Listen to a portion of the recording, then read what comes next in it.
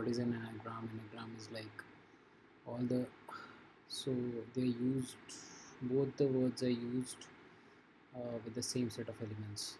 What do you call it? Characters. So you can say A is present here, yeah, it's present. U is present here, yeah. Similarly, compare this with all of this, and then compare this with all of this, and there should be no element that is not in the other one. So what I did was I compared one. So initially I was thinking I would use a for loop within a for loop, and then I would compare each element with each element, but it doesn't work. So the logic says that, what do I see? I see that this element should be present in this, right? This is my first thing that I want to know. So how do I do it? So I just want to create a function that just returns me if this element is present in this. So I created this element function, static boolean. I whatever character you want to put, and then the string you want to add, right? And then you iterate over it, and if it returns true, if it is present, then it would return true, right? Okay, if it is present, otherwise it would return false, and it would iterate it over it, the character, right? str.caret I. So string, whatever string you're passing, if it is at any of the characters, I'm comparing that whatever character you put, is it there or not. So it says return true, that means it is there, otherwise return false. You can see this ends here. If it doesn't go into this, it will return false, right? This was first thing that I accomplished that thing, it will tell me. So you can check also, I have written this. See, z is present, this was returning false. Okay, now what we do? So now the challenge is that, how do I know that? Because I can check this is there in this, but I do want to do it again and again.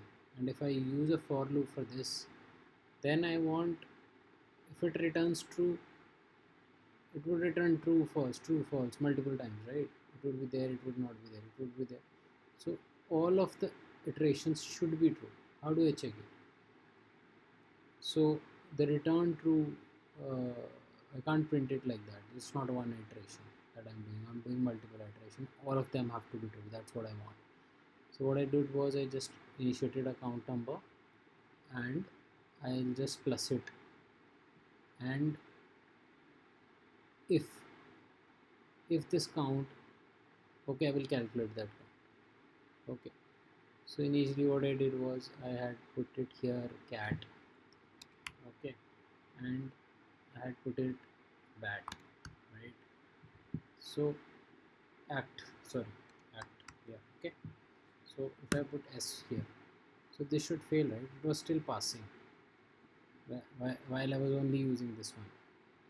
So what it's doing here, it's taking elements from the first string, all the characters of the first, it is iterating over that, and then it is comparing if it is there in s2 or not, right?